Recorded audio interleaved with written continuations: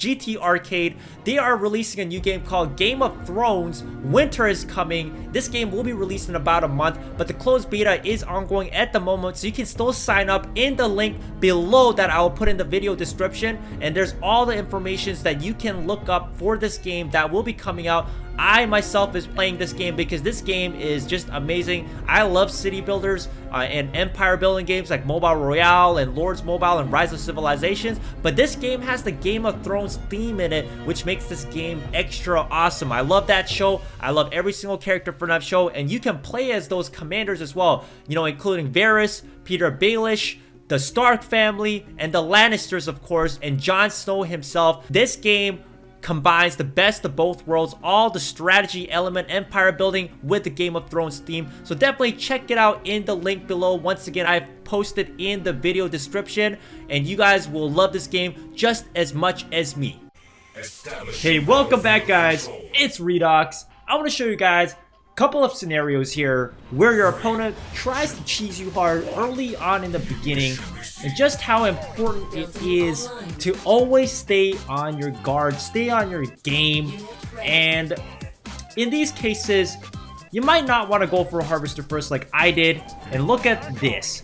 Because of that, I'm gonna pay the price. You see two attack bikes coming out from my opponent's side here. I mean, I built the harvester a little bit too early. The only thing I can protect myself against these attack bikes is to build a pitbull, because shockwaves are not the answer. MLRSs are too expensive. So I save up my 40 crystals to get pitbulls as quick as I can. And then when attack bike dies, and I actually do a very solid job of defending my harvester here in the beginning, as my harvester movement is on point. And I was actually surprised at myself that I did defend myself from these two attack bikes. If you are a War Factory player like me, it is very difficult to beat these attack bikes without missile squads early on in the game. Unfortunately, he sneaks his attack bike through, does kill my harvester, which was bad on my side, because to be honest, had I just moved my harvester all the way to the right hand corner, he could have not touched it, and I would have gotten away with saving my harvester. But as the missile's almost done, I want to capture his missile because I'm kind of ticked off here. But what I do is I go for his harvester instead, which once again is a questionable choice because I could have definitely contested for that missile. And so right now everything's looking bad. My opponent's got a double harvester. He killed my harvester, and he has the first missile already. And I failed to kill his harvester, his second harvester. What I do is I build a whole bunch of MLRSs because I get this feeling he's a War Factory player himself, as I see a ton of War Factory units. So my MLRSs get set up, and his harvester goes down, and that tick tank one-shotted there as well. Beautiful. That attack bike goes down, and when you got 3 MLRSs, you're gonna be wrecking your opponent. Now, he goes for Tech Lab unit, the Rock Worm, and that's why he wanted to kill my harvester so early on in that game, to get that crystal boost, and of course being able to go for double harvesters. I killed both of his harvesters. MLRSs are just beautiful against the vehicle units, but that rockworm pumping out from the ground there, popping out and destroyed my MLRSs. He tried to do a flame tank rush on my base, and he stops his tank halfway. He starts moving it, but it gets decimated by my 2 tile range MLRS by that time. So he really messes it up there with the flame tank. He should have just gone for either another rock worm, or just should have went straight from my base without stopping his tank there. But I got a second missile. The game is looking pretty good as I go for a zone trooper, and zone troopers are of course great against rock worms. They're not so good against cam buggies, but I got the MLRS protecting my zones. But that rock worm moving underground slowly pops out, and it's going to split another MLRSs. I believe that rockworm killed 3 MLRSs at this point. Rockworms definitely are a pretty good way, pretty good counter to MLRSs, because MLRSs of course can't target units underground. But it goes down to my zone trooper there with the help of the shockwave and the minigun turret from Lieutenant Strongarm, and rockworm goes down. And even though I had a rough start against that attack bike shenanigans, I turned the game around and still won. Establishing battlefield control. Alright, this will be the second rush shenanigans strategy you'll see from my opponent. And once again, let's cut down the view to just my side. And I just go for a harvester right off the bat into a war factory. I brought the same war factory army. And once again, not the best thing to do if your opponent is about to rush you. Now, he doesn't go straight into rushes yet. He goes for a barrack here midway, and he builds a jump jet. So it's very possible he's going to send that jump jet to kill my harvester. And this is something I do see him do. And I built 2 war dogs, as I could build a shockwave at this point, but I don't bring it out yet until now.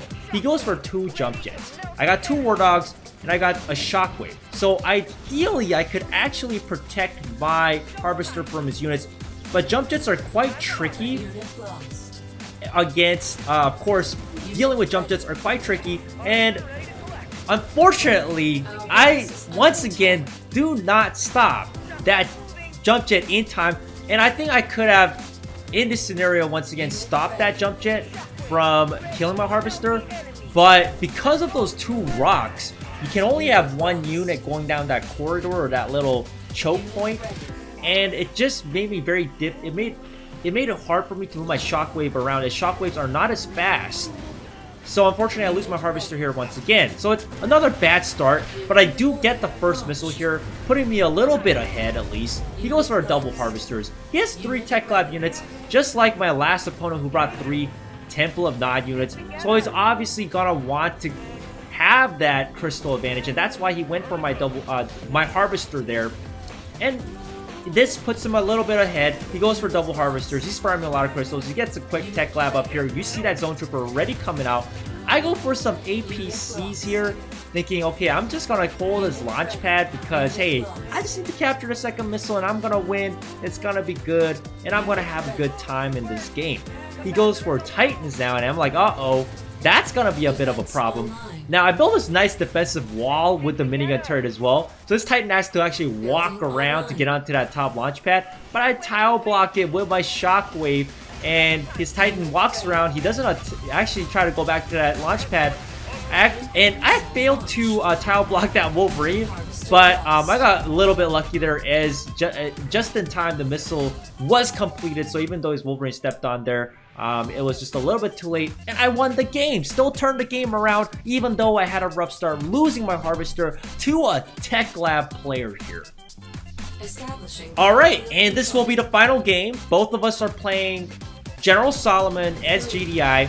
And in this game, I actually brought sort of a troll army, where I brought 4 infantry units and 2 air units. I really was not trying to win this game. I think I was trying to try a certain strategy where I used only infantry units. But anyways, you guys will see what happens. So he goes for a missile squad rush on me, and I don't think he had a harvester. Now he has a harvester. He does have a harvester coming out, but this is something I didn't expect. 2 missile squads that early, and he even gets to build a harvester.